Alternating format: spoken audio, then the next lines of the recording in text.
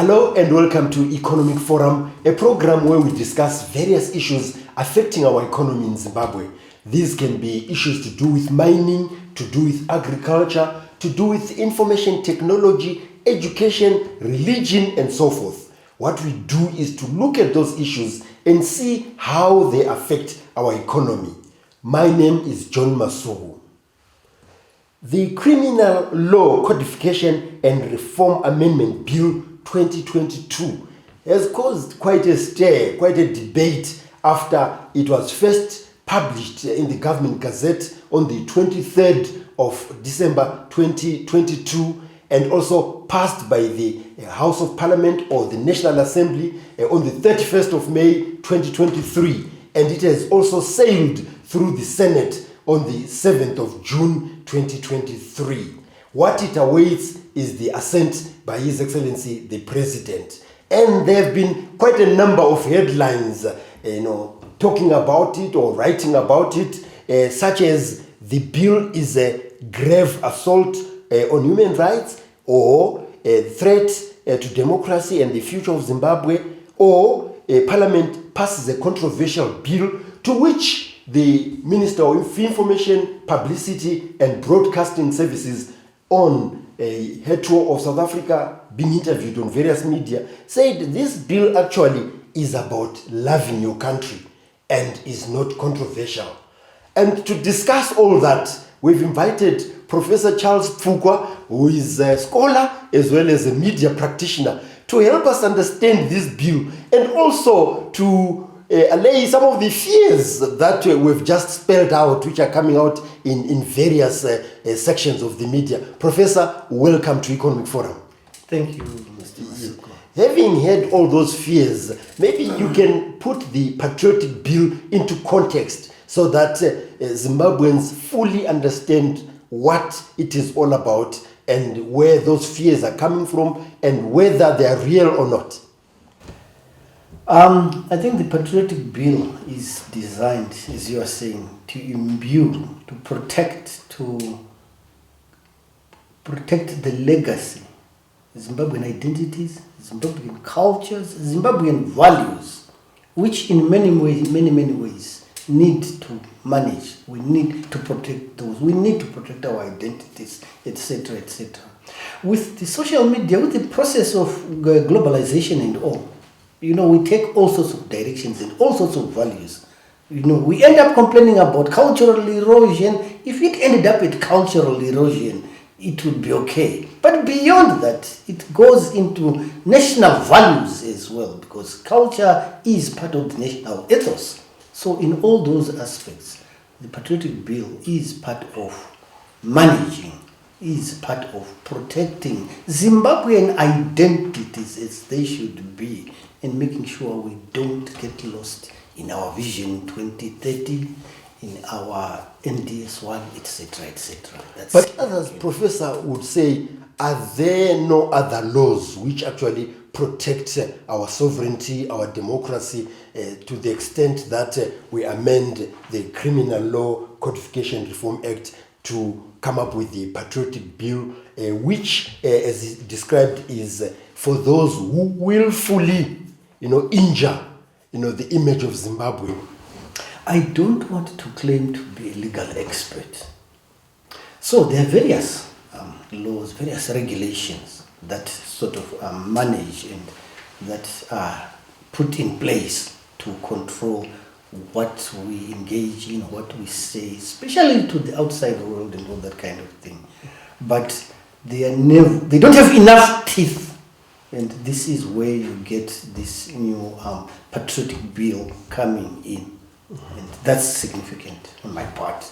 Maybe historically, as a scholar as well as a media practitioner, some of the examples that you may want to point out that when such things happen or such behavior is undertaken, this is why the patriotic bill has to be promulgated. One example is maybe in the political experience, in the glare of international, maybe it was a visit, whatever it is. We'll cut down oil, we'll do that and cut off for the nation as it is. There are issues, there are problems that we should engage in behind closed doors. And the closed doors will be our borders. The idea of maligning the nation outside these borders is, it amounts to criminal activity in every sense of the word. I would rather we fight and quarrel within our borders. And this is why you have those experiences of quarreling, fighting in parliament or whatever it is. We are at home doing our own business. But Professor, others would argue that at times the space is so limited, it has shrunk that you don't have the opportunity, and they get an opportunity of going outside, which is when they start talking about things that are okay back home. Do you feel that there is enough democratic space that they are leaving it behind, going to talk about those things negatively? The motives for going to speak about these things outside the borders will be very different. They are singing to certain tunes. They have to please maybe certain audiences, because media, being media itself, it has its own values, and different medias have different political leanings. So, if you are speaking Zimbabwean, if you are doing Zimbabwean things, there will always be that space, because all you need to do is to remind people, all you need to do is to engage people, all we need to do is to engage each other, and we continue to do so. So it's our perception of freedom. What freedoms are we talking about beyond what we are seeing right now? I'm not quite sure exactly, because outside the country, again, you're telling people probably because you are singing their voices, they need to hear something negative for good reasons, for their own reasons, which are which are questionable to us. Professor Charles Pfukwa, who is a scholar and media practitioner, who has helped us in his own view to unpack the patriotic bill, which was amended from the Criminal Law Codification and Reform Amendment Bill 2022. There have been a lot of views expressed about that, but today we're getting the views of Professor Pfukwa. So join us in the second segment of Economic Forum.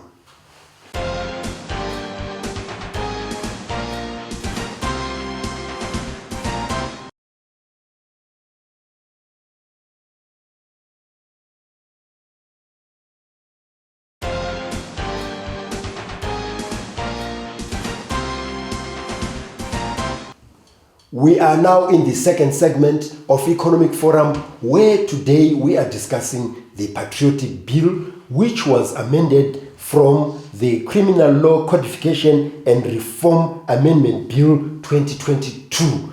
That's what it is known as, but popularly known as the Patriotic Bill. And like we said at the beginning, there have been outcries about the law, which is supposed to deal with those who willfully injure the image of the country Zimbabwe, particularly in collusion with foreign governments. And we have invited Professor Charles Pfukwa here, who is a scholar as well as a media practitioner, to unpack it, to see what could have been the reasons of coming up with such a bill that has caused an outcry. How does it protect us? And when we are protected as a country, we then develop economically, since we are discussing the economy in Economic Forum. So, Professor, will history not repeat itself out of this outcry, where we know the time when IPA, the Access to Information and Protection of Privacy Act, was promulgated? The former chairperson of the Legal Committee of Parliament, Dr. Edson Zobo, said at the time to Parliament, after reviewing IPA, that you were granting yourselves frightening powers with a law that violates 20 clauses of the Constitution. With some of these points that have been raised in fear of the Patriotic Bill, don't you see history repeating itself in that manner? Not necessarily. By the time the bill is signed into law by the president, it goes through a series of checks and balances, and this is very, very important. Even as you're commenting about the comments around IPA, this was part of the process of streamlining it, part of the process of putting it together and pulling out anything that was maybe not in tandem with the Constitution. It is a process, and we should take note of that. That's very, very important. So we can see a similar process, if possible, where the president might take it back and say, can you look at this and that? There have been these outcries. Yeah, by the time it becomes a law, it has gone through the whole process of scrutiny at different levels and different heights. While it passes through Parliament, is it not because of a question of numbers for those who whip in order for it to be voted for? Well, if they are the numbers, that's the democracy again. They got into Parliament through the ballot box. If anybody wants to debate these bills in Parliament, let's go to the ballot box.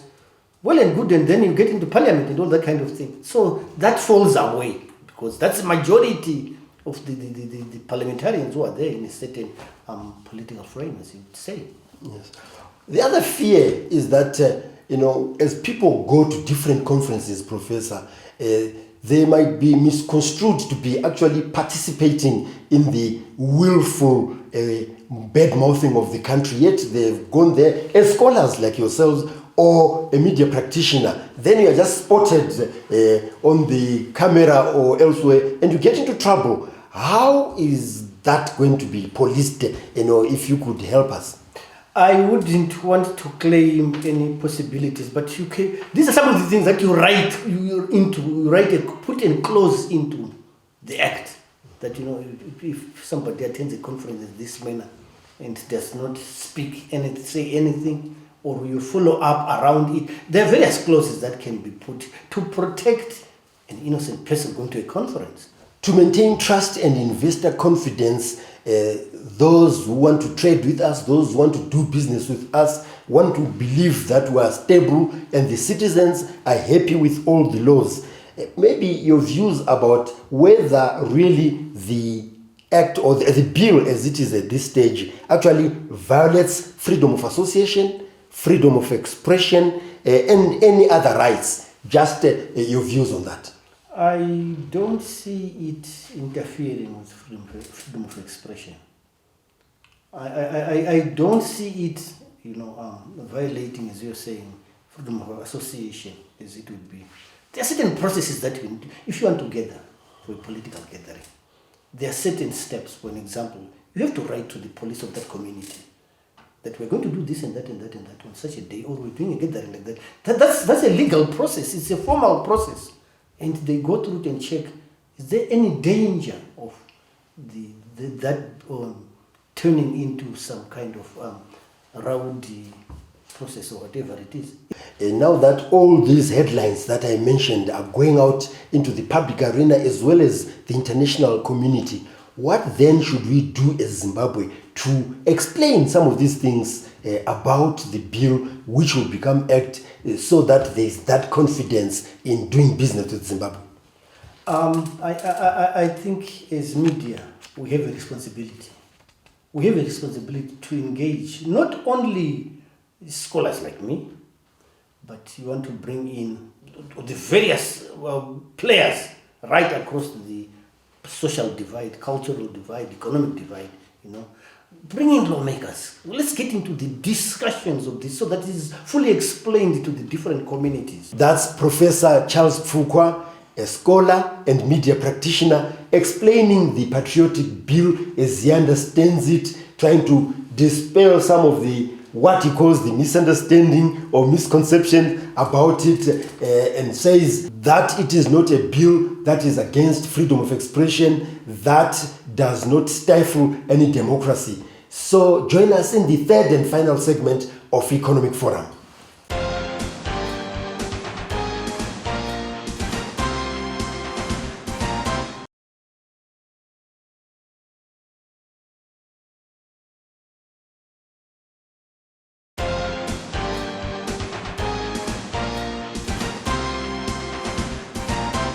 We are now in the third and final segment of Economic Forum, where today we are unpacking the Patriotic Bill, which is an amendment known as the Amendment to the Criminal Law Codification and Reform Amendment Bill 2022. And as we've said, that it was published in the Gazette and also it was approved by the National Assembly as well as the Senate, and only awaits the presidential assent. Professor, one of the things that has been pushing some of this information about the bill, some of the fears that I spelled out to you as we started our program, is social media. What role can it play? What positive role can it play in order to promote this bill so that people understand it and that it will not give us a bad image? I like the idea of managing the social media, as you are saying, the negative images that at times are projected by social media. Maybe one of the difficulties of social media is here are people coming in from different walks of life. They don't even know the issues of the ethical issues around handling media issues. What do you say to the public? What do you not say to a public? How do you convey a message so that it is the message that represents the realities on the ground, such issues? Or how do you use the same media to project what you want to sell? I don't want to go into agenda setting, etc., etc. But the social media can be found guilty of that. And it needs to be proscribed. It needs to be managed. Earlier on, Professor, you said even our media should actually educate the public about the Patriotic Bill so that they understand it in a positive light. Exactly. Just give us examples of similar laws that, it's not peculiar to Zimbabwe that such a law is passed in order to protect the country. A living example is the United States. They have a law which protects the image of that nation. It's very significant. How do they do it? There are many ways, I suppose, but it's subtle. Mm-hmm. For an example, students, children at ECD level are taught civics. So you are given the story, the history of your nation, the politics, the cultures that you grow up with. So it is ingrained. Patriotism is ingrained in the people. It's not given as a reminder when you're an adult learner. Even when they say freedom of education and that kind of thing, they're very clear about that. The indoctrination starts at ECD level of American values. And for most of the Western nations, they do it with an element of subtlety, which you can never really pick up, and it requires wider introspection and discussion to reveal it. But there are elements of it in practically every community, in every polity that you can talk of, even in the Western world. Some of the issues that come up in the Patriotic Bill are to do with participation, actual participation. I think we glossed over that. What does this participation actually mean? I mentioned earlier on that you may be at a conference, seated at a corner and listening. But because that particular conference comes up with resolutions that may be deemed to be against the country, you are also labeled as someone who participated and you find yourself into trouble. I think we should be very clear, even as we step out beyond our borders. I'm very clear about stepping beyond our borders as it is. Because I have one home, and one home is Zimbabwe. That's very clear. So whatever conference we are going into, I'm selling Zimbabwe. I am selling the nation. Even in my silence, I am selling the nation somehow. So what image do I sell of the nation? Is it positive or negative? Do we have the tools that you mentioned to sell the nation positively? You gave the example of the Americans. Is that what you're doing at universities, at colleges, even right from ECD that you mentioned, that people get to understand and love their country from those early stages, or they will only meet the Patriotic Bill later in life? One of Just very briefly, Professor. One of our challenges at the moment, one of our exercises at the moment is we are seized with a new curriculum. I'm not an expert in education, especially higher, secondary and primary education. But they're talking a lot about a new curriculum. And there's a lot of noise about color. You've heard of that. Color is in C-A-L-A. C-A-L-A. You know, there's a lot of noise about children struggling with that.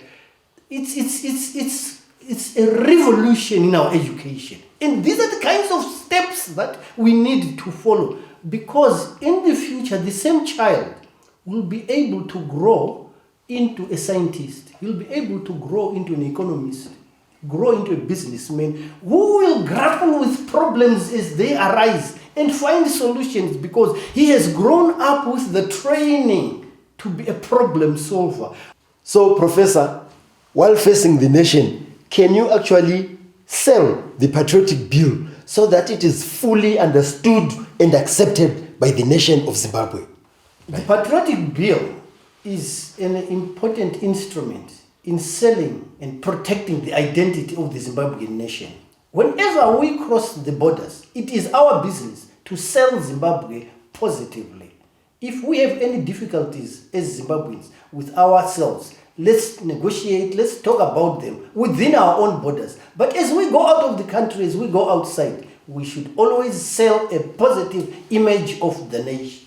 Well, Professor, I would like to thank you very much for coming to Economic Forum, where you were unpacking the patriotic bill as you see it, and also saying that some of the issues that have been raised are not issues to worry about, but you give it a nod, isn't it? Yes. Yeah. And even if there are going to be amendments, it's part of the process of actually polishing it so that it's acceptable to the public, and also encouraging the media and other stakeholders to actually talk about it so that it is fully understood locally and abroad. So what remains is for me to thank Professor Charles Pfukwa, who is a scholar and a media practitioner, for coming to Economic Forum. If you have any issues that you'd like to discuss with us, you can do so on the numbers that are showing on the screen. If you would like to engage with us on our social media platforms, you can do so on the platforms that again we are showing on your screen. If you have missed some of the episodes of Economic Forum, you can view them on Economic Forum Zimbabwe, which is our YouTube channel. So on behalf of Professor Charles Pfukwa, as well as the production team, this is John Masugu wishing you happy viewing.